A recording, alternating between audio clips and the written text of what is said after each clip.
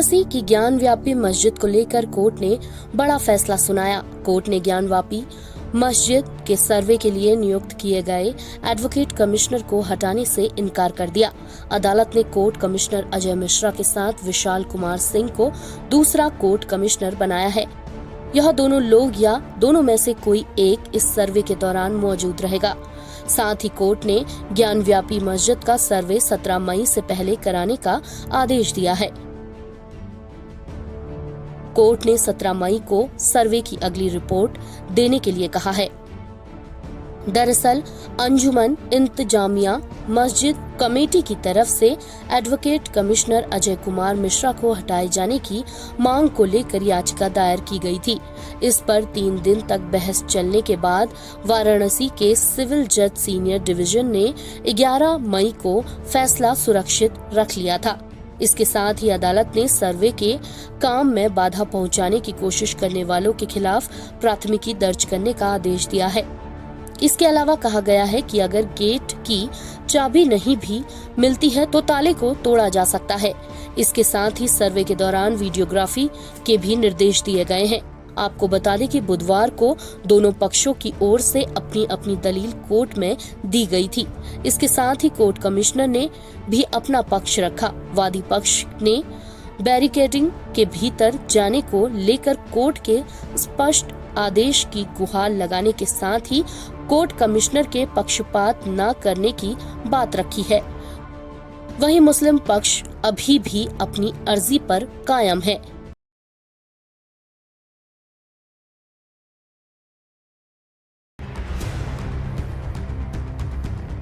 राजधानी दिल्ली में अतिक्रमण के खिलाफ एमसीडी का बुलडोजर अभियान लगातार जारी है। इस अभियान के तहत गुरुवार को दिल्ली नगर निगम का बुलडोजर अवैध अतिक्रमण के खिलाफ रोहिणी में KN काटजू मार्ग के आसपास के इलाकों में चलाया गया। लेकिन आज बुलडोजर अभियान को लेकर स्थानीय लोगों की तरफ से कोई विरोध नहीं देखा गया है। फुटपाथ से अस्थायी रूप से बने ढांचों को लोग खुद ही हटाते नजर आए। रोहिणी के साथ साथ दिल्ली की जनकपुरी और द्वारिका इलाके में भी अवैध अतिक्रमण के खिलाफ कार्रवाई की गई। द्वारिका सेक्टर 3 में आकाश अस्पताल के पीछे एक सड़क पर JCB बुलडोजर से अवैध दुकानों को तोड़ा गया।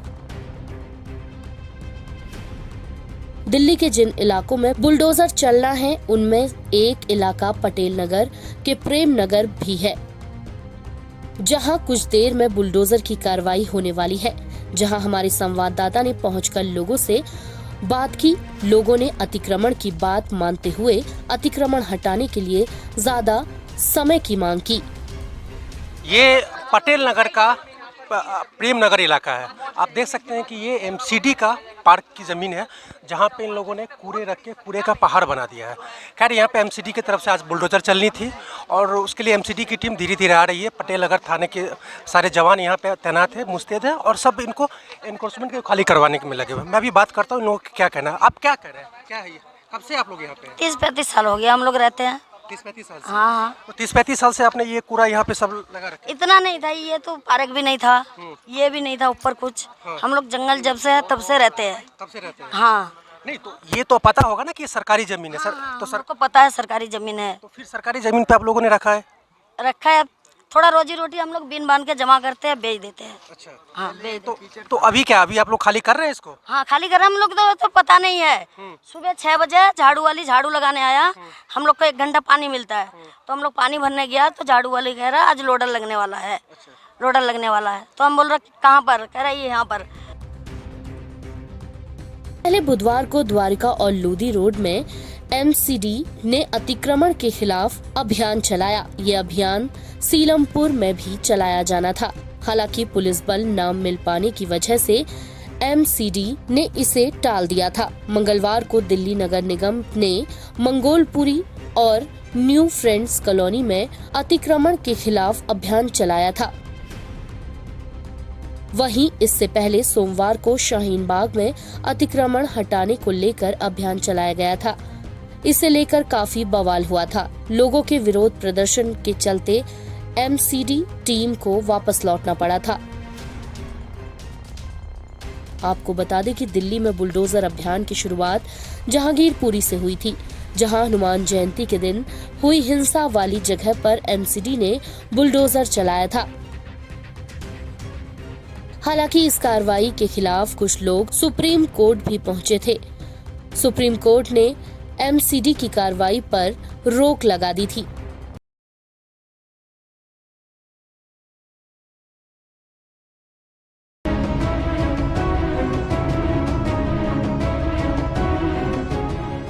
राजस्थान में एक बार फिर सांप्रदायिक तनाव का मामला सामने आया है। बुधवार रात हनुमानगढ़ जिले में विश्व हिंदू परिषद के एक स्थानीय नेता पर हमला हुआ। हमले से नाराज लोगों ने सड़क को जाम कर दिया। फिलहाल वीएचपी नेता को बीकानेर के हॉस्पिटल में शिफ्ट किया गया है।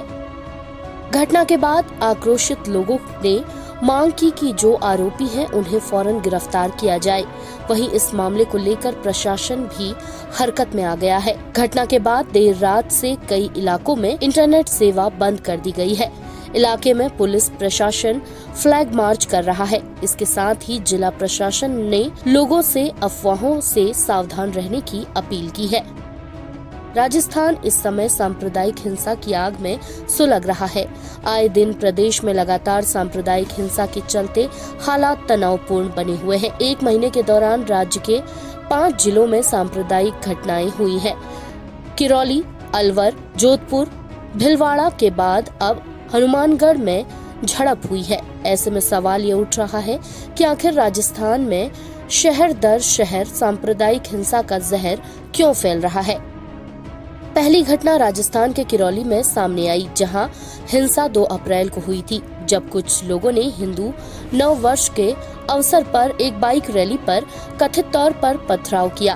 किरौली के बाद 22 अप्रैल को अलवर जिले में बुलडोजर से मंदिर तोड़ने के बाद विवाद हो गया। इससे जुड़ा एक वीडियो सोशल मीडिया पर वायरल हुआ, जिसके बाद जोधपुर में 2 मई को ईद के मौके पर जमकर बवाल हुआ, जहां जालौरी गेट पर झंडे और लाउडस्पीकर को लेकर विवाद शुरू हुआ, जो 2 दिन तक चला और अब हनुमानगढ़ में विवाद पैदा हो गया है। दूसरी ओर राजस्थान में हिंसक घटनाओं के बाद गहलोत सरकार विपक्ष के निशाने पर है। सूबे की राजस्थान की राजनीति में कहा जाता है कि हर 5 साल में सत्ताधारी पार्टी बदल जाती है। इस लिहाज से देखें तो बीजेपी साल 2023 में होने वाले विधानसभा चुनाव में सत्ता में वापसी के सपने जरूर देख रही होगी। ऐसे में राजस्थान में जिस तरह के सांप्रदायिक तनाव बन रहे हैं, उससे कांग्रेस की चिंता बढ़ गई है।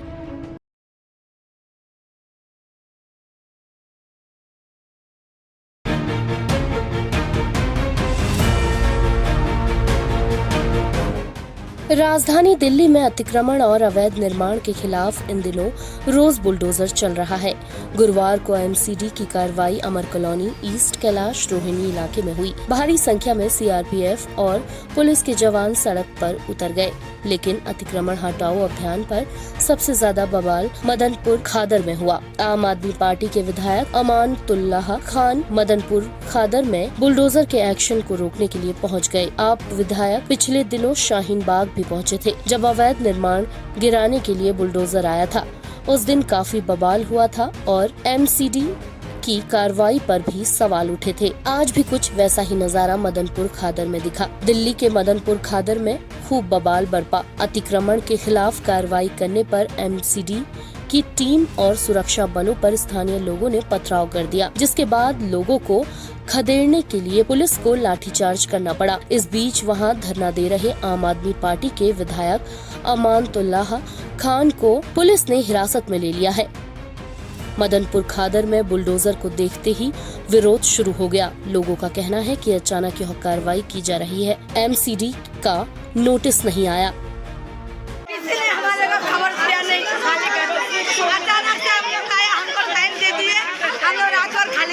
कानूनी कार्रवाई दिल्ली का लाल हटा लेंगे। बहुत मेहनत से हम लोग कवरा भी खेला था, छोटे बच्चे 4 बजे उठ के हम लोग जाते, बहुत मेहनत करते हम लोग। दरअसल एमसीडी की टीम मदनपुर खादर में अतिक्रमण हटाने के लिए पहुंची थी। यहाँ सुबह से एमसीडी की कार्रवाई का विरोध हो रहा था। जैसे ही एमसीडी के बुलडोजर ने यहाँ के कंचन कुंज में कुछ इमारतों को गिराया, उसके बाद ही गुस्साए लोगों ने एमसीडी और पुलिस टीम पर पथराव शुरू कर दिया। वहीं लोगों का कहना है कि पुलिस ने पहले पथराव शुरू किया।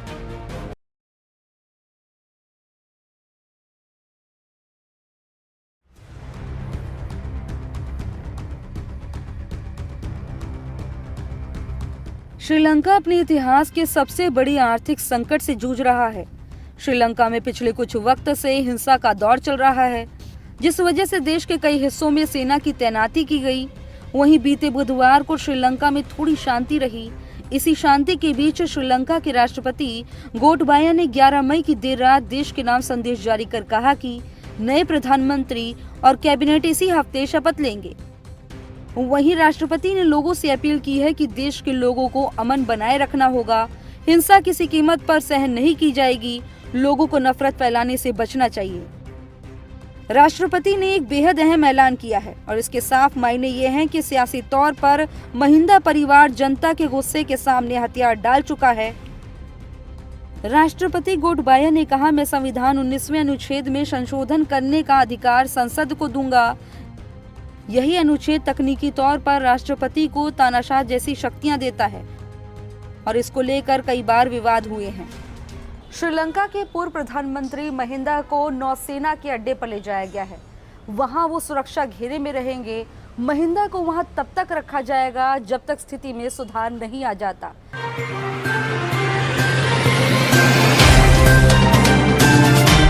Subscribe now and press the bell icon. Never miss an update.